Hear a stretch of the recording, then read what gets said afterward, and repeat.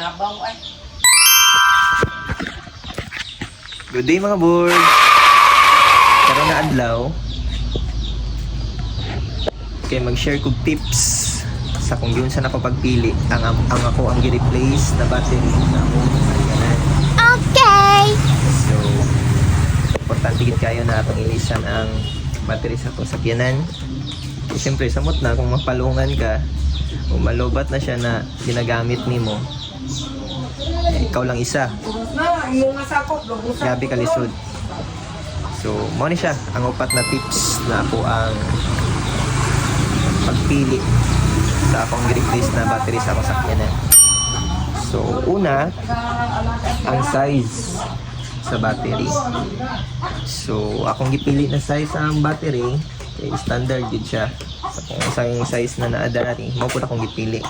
Kaya para dili na maglisod o fit diri sa inyong sakyanan.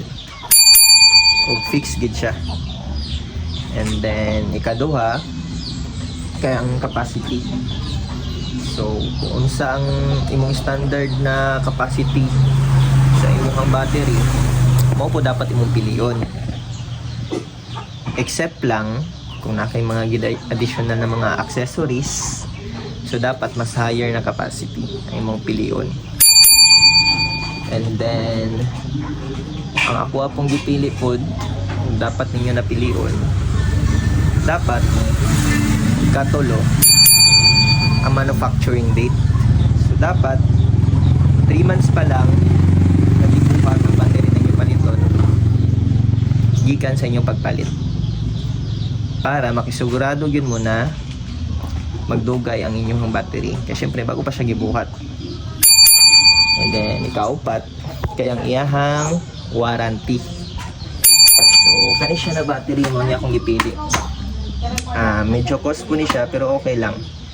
Kay ingon Manila, kung mahal daw mag-last o quality, pero dili man siya 100% sure, pero kadalasan.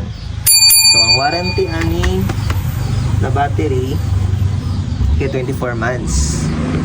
Kaya advice sa store na akong ipalitan, kapag 23 months pa lang na naguba ang battery, pwede daw nila i-replace sa kung unsa ang akong gipili ng size. So, syempre magdepende gihapon kung factory defect lang. Kaya kung dili siya factory defect, dili po daw nila ilisan. Matakwa na po kayo siya na bagay na taas og warranty ang imong gipili. Kaya base hindi ay factory defect lang, so pwede nila mailisan. Unlike sa uban na store, nag-canvas ko tag 1 month lang, 3 months, so lisod na siya. Paano kung after na bulan maguba siya? Kunya, mahal para ba ang battery? Dili magbaba og tag 5,000. Depende sa battery na mo paliton og size. So words, mora na akong tips na matag sa inyo sa kung yun siya na ako pagpili ang battery na akong gini-place sa among sakyanan. Dagdag na siya na idea.